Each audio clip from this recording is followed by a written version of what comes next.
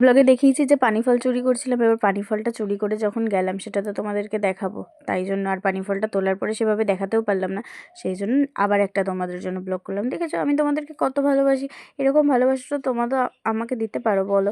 এত ভিউজ হচ্ছে কিন্তু লাইক কমেন্ট আর পড়ছে না। তো যাই হোক, কী আর করা যাবে, তোমরা তোমাদের কাজ করো, আমি আমার কাজ করি। যাই হোক, পানি ফলগুলো তুলে তো বলেছিলাম ভাই একটা খেয়েছে, বাকি দুটো আমি খেয়েছিলাম। আর পানি ফলগুলো তুলে নেওয়ার পরে তারপরে তো যদি লোকজন এসে দেখে ফেলে তাহলে তো প্রচণ্ড বকা খাবো, তাই জন্য এক দৌড়ে ওপরে উঠে গেছিলাম।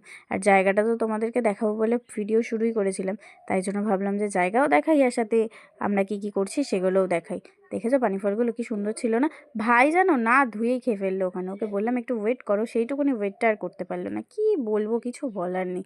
যাই হোক, এই রকম রাস্তাগুলো দিয়ে যেতে আমার দারুণ লাগে, তাই জন্য আমি এক দৌড় মারলাম। আর ভাই নিচে আস্তে আস্তে আসছিল। তারপরে গিয়ে আমি বাড়িতে এসে পানি ফলগুলো ধুয়ে খেয়েছিলাম। তোমাদের কেমন লাগলো অবশ্যই জানিও কিন্তু।